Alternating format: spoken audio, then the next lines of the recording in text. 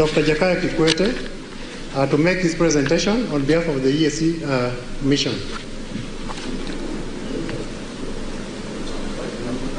Unasema sana wewe.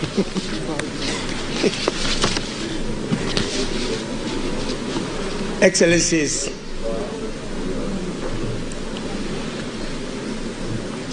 former presidents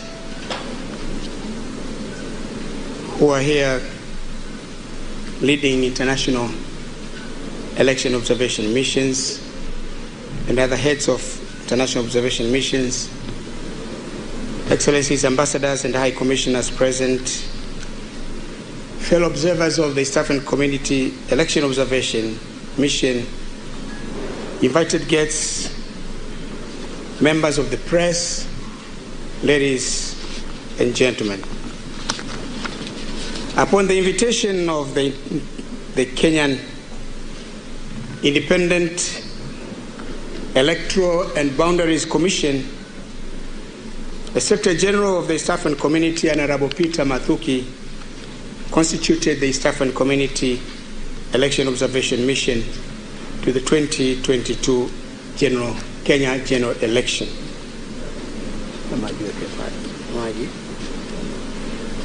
Let me hasten to say that the election observation is one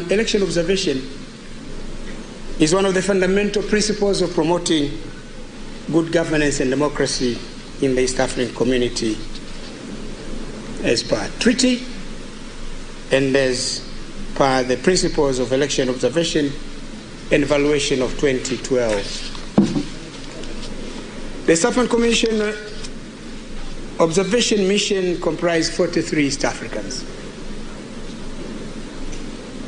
I'm leading that mission, and Ambassador Fatma Ndangiza, who is the chairperson of the Regional Affairs and Conflict Resolution Committee of the East African Legislative Assembly, is my deputy. The members of the mission were drawn from the East African Legislative Assembly, national parliaments, government ministries, electoral management bodies, national youth councils, national human rights institutions, civil society organizations, and East African youth ambassadors. In constituting the mission, the Secretary General is guided, or was guided, by the principle that no national of the country holding the election will be a member of that observation mission. It follows, therefore, that our brothers and sisters of Kenya are not members of this mission. Ladies and gentlemen, the deployment of this mission was preceded by an AU, EAC, and COMESA joint high-level pre-election consultative mission from the 14th to the 21st of May. Later, from 25th of June to 25th of July, a joint political assessment mission with members of the AU, EAC, COMESA, and IGAD conducted an assessment of conflict prevention and mitigation of the risk factors to be taken into account during this year's election in Kenya. Members of the East African Election Observation Mission were deployed in 16 teams in 27 counties in Nairobi, Central, Nyanza, Eastern, Western, Rift Valley, and Coastal region.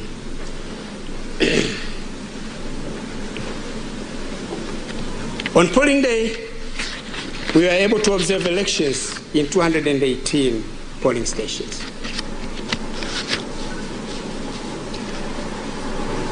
Before deployment, the mission undertook consultations with stakeholders, including the chairman of the Iebc, Independent Electoral and Border Commission, Wafula Chebukati and his commissioners, the Chief Justice, Her Lordship Justice Martha Koome, the Cabinet Secretary for Interior, Dr. Fred Matiang'i, and with regard to presidential candidates, we met in person with His Excellency William Ruto, the Deputy President, Right Honorable Raila Odinga, former Prime Minister, and Reverend David Waihiga. I spoke by phone with Professor George Wajakoya. He was in his village. He went there early to vote, but we agreed to meet when he returns to Nairobi. The other stakeholders we interacted with include the National Police Service of Kenya, ambassadors of the East African Community in Kenya, commissioners of the National Human Rights Commission, commissioners of the National Cohesion and Integration Commission, political parties, the Election Observation Group, ILOG, civil society organizations, faith-based organizations, and the media. We also had consultations with other regional and international observers. Many of them are already here. I attended a special event organized by the Kenya's Ministry of Foreign Affairs, by Secretary Rachel Omamo, organized by 4 observers. The Secretary of ICT, Honorable Joseph Mucheru, the Inspector General of Police, Hilary Nzioki, permanent secretaries from several ministries were present. They spoke about Kenya government's preparedness and readiness to ensure successful, free, and fair election in 2022. Ladies and gentlemen, I'm here to present the preliminary report of the East African Community Observer Mission. The report is based on the consultations which I have already mentioned and the findings of our observers in the field, in the counties. We observed key pre-election and election day activities, campaigns, delivery of polling materials, preparation of polling stations, voting processes, and results management at polling stations. The comprehensive report, the detailed and comprehensive report, will be completed shortly and will be delivered to the Independent Electoral and Border Commission of Kenya and to relevant Kenyan authorities. The following are some of the observations the EAC Election Observation Mission would like to highlight. 1, the mission observed that the campaigns were conducted in a calm and peaceful atmosphere. Parties and candidates had the opportunity to campaign freely, although there were reports of some challenges or incidents encountered by some parties and some members. In our assessment, these were isolated incidents. They do not translate or reflect the whole election processes. And those issues that were incidents related to security were dealt with by the national security agencies. 2, the mission takes note of the important contribution made by several stakeholders like faith-based organizations, civil society organizations, the private sector, and the media, which helped in promoting peace and harmony during the campaigns as well as before and on polling day. The mission noted that at various stages of the electoral process, there were problems associated with social media particularly regarding to disinformation, misinformation, and hate speech. The mission commends various stakeholders for their efforts to address these challenges. In this regard, the mission commends the mainstream media for the important contribution they have made in addressing some of these challenges. We also commend the wonderful work they have done on voter education and coverage of the electoral process. We hope they will continue to do so after the election results are declared. The mission takes note of the remarkable improvements made by the Independent Electoral and Border Commission with regards to transparency, preparations, and management of the 2022 elections. However, much more needs to be done for better outcomes in the future. A lot of our ideas will be contained in the detailed report. The mission also recommends that in future there should be better communication between the Iebc and the various stakeholders. 5, on polling day, the mission observed the following. This is what we want to share. There are many things, but we would like to share the following. Generally, the situation was calm, peaceful, and orderly. Most polling stations opened on time, but there were a few which opened late for various reasons, including late setting up of the stations, late arrival of polling materials, or even late arrival of the polling officials. However, we were pleased to note that the time lost was compensated by the late closure of polls in the concerned polling stations. It is recommended by our mission that the Iebc should take corrective measures to ensure that these deficiencies do not recur in future. For example, we took time with my deputy to go around the polling stations up to 6 o'clock. There was nobody. I think in one of the stations we found 2 young ladies there pulling benches. So if the preparations are taken well ahead, then we'll be able to organize better. B, in the observed polling stations, security personnel were present as promised, and they were professional in their discharge of duties and responsibilities. They did not interfere with the electoral process, nor did they intimidate voters. The mission commends Kenya Police Service for a job very well done. Our humble appeal to them: please continue to do the good work everywhere, anywhere, and for every task you are assigned to do after the elections. The other observation on polling day is that polling officials displayed high levels of competence and professionalism. There may be some slippages here and there, but generally they displayed high levels of competence and professionalism.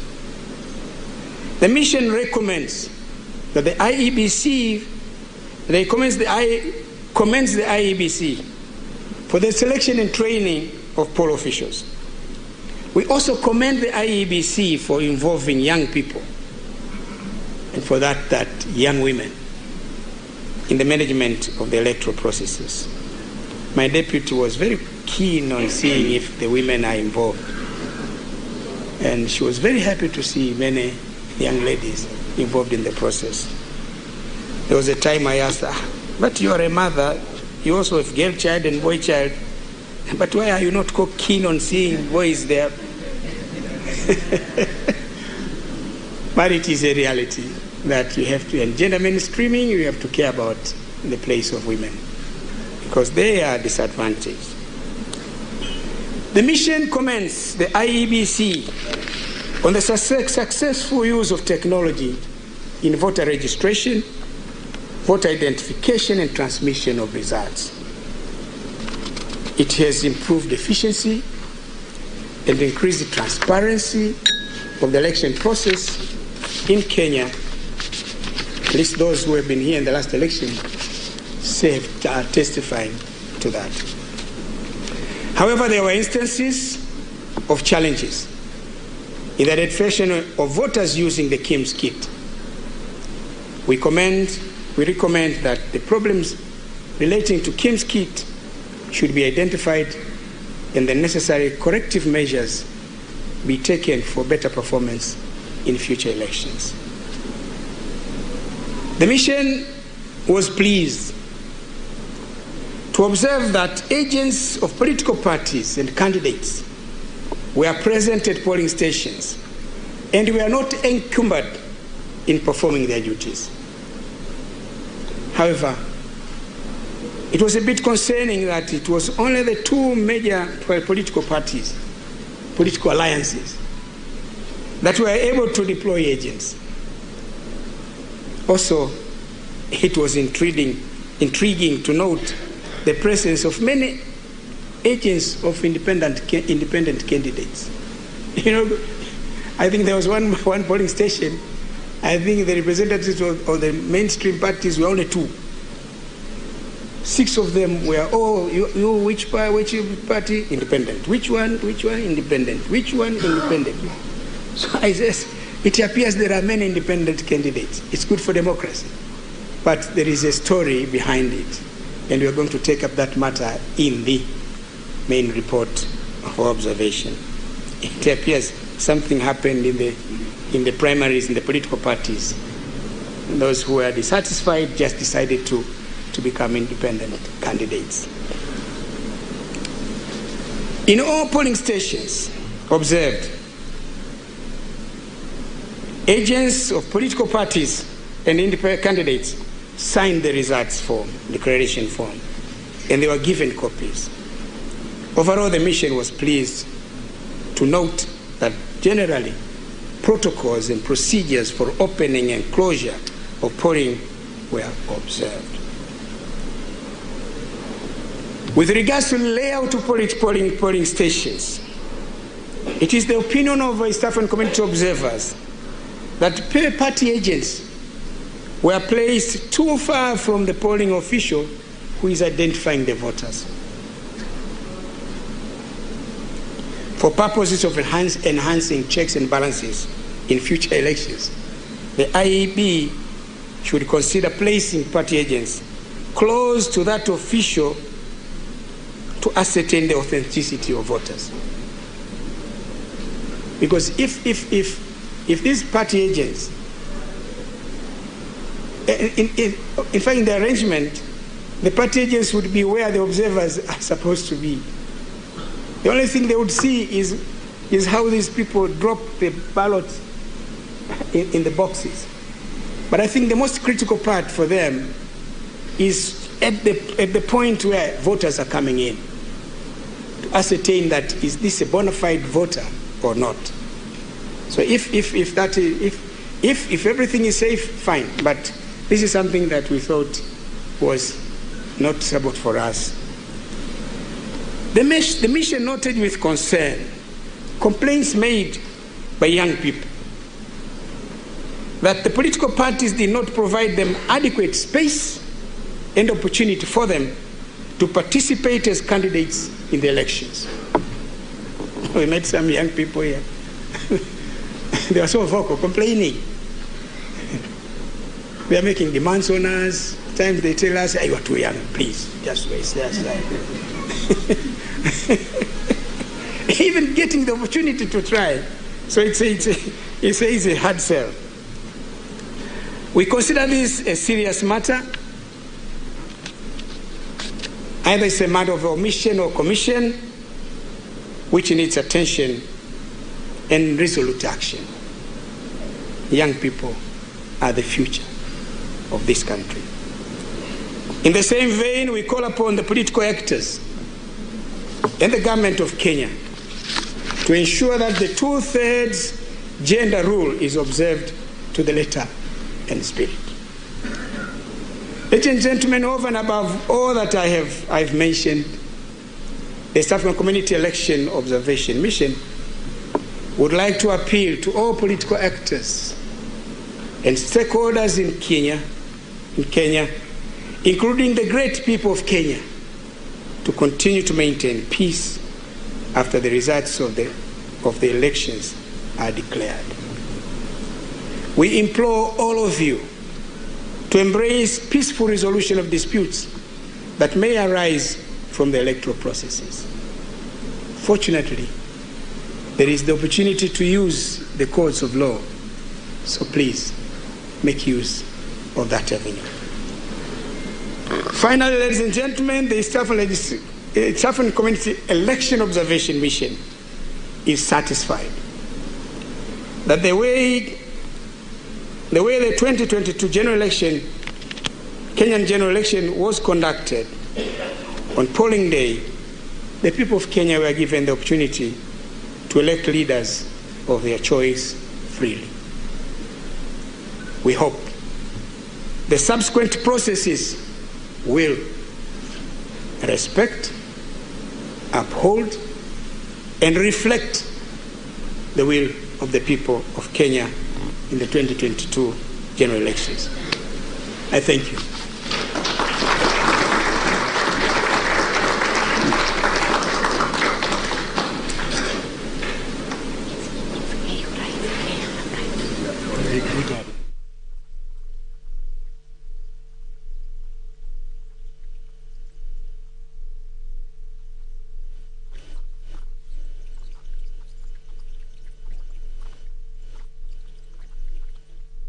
On development.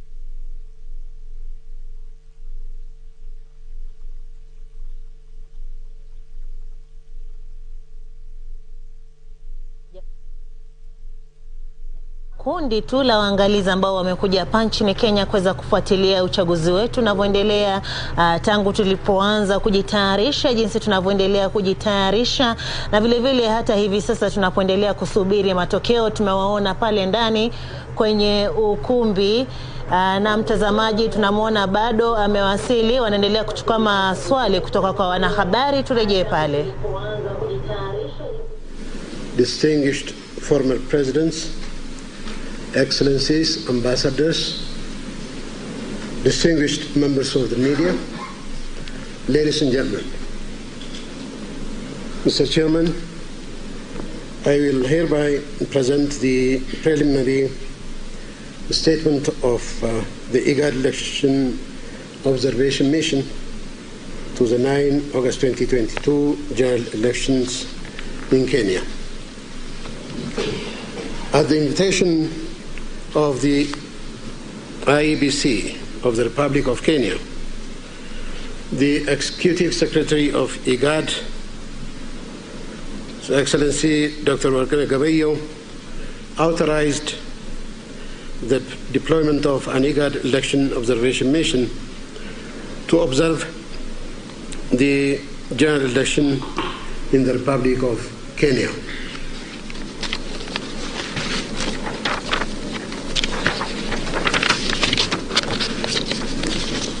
I led a 31-person mission.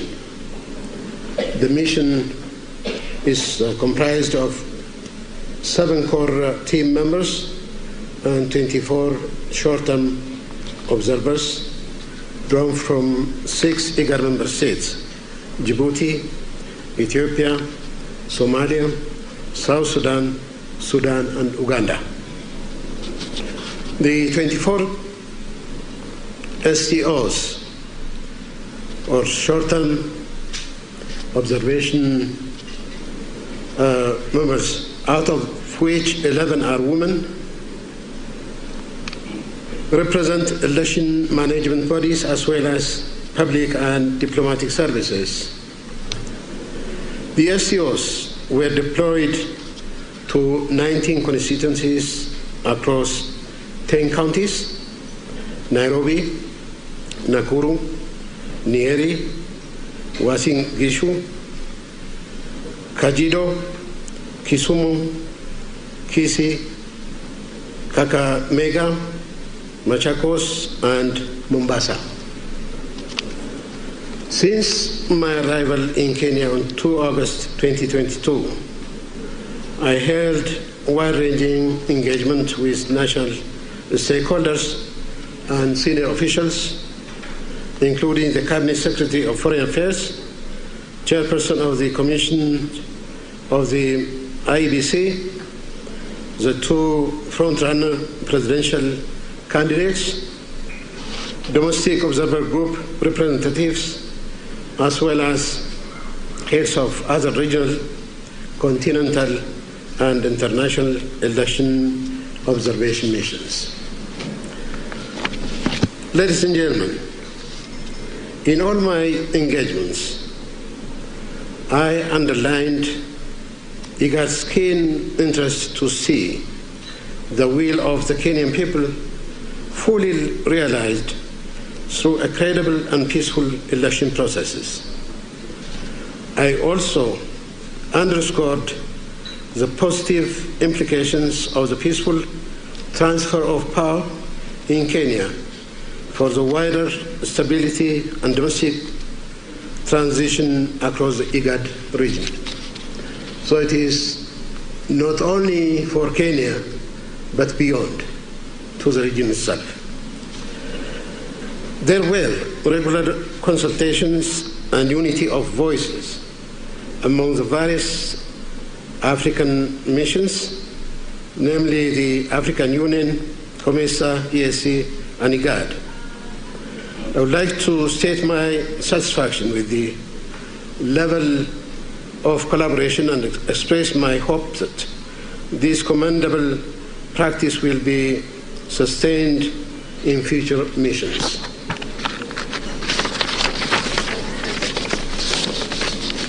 IGAD election observation mission's assessment of the 2022 general election in Kenya is based on the principles and standards of the conduct of domestic elections as enshrined in relevant regional and continental instruments. Given that the IGAD election observation mission is a short-term mission, the scope of this mandate is mainly limited to observing election day activities pertaining to polling, counting, and tallying procedures. The observers have undergone a 2-day orientation program on the political context of election relevant to national and international legal frameworks guiding election administration, as well as IGAD guidelines and code of conduct for election observers. They were also equipped with election observation checklists to gather and transmit their findings to the mission's secretariat. The mission is grateful for the warm welcome and cooperation it received from all Kenyan institutions and citizens, including election officials, candidates, and domestic observer groups. Ladies and gentlemen, Excellencies, I want to start with general remarks. Based on the information obtained from the Iebc, we noted that there were 22,120,458 registered voters and 16,098 candidates in the 9 August 2022 general elections. They are vying for a total of 1,822 seats for 6 categories of elective positions. These elective positions are presidential, members of the National Assembly, women representatives in the National Assembly, members of the Senate, governors, and members of the county assemblies. The 2022 general election is widely considered as significant as it entails the transfer of presidential power. This coupled with legacy of past electoral processes, adds to its importance. This is evident through the relatively high number of national and international election observation missions. We have taken note of key legal frameworks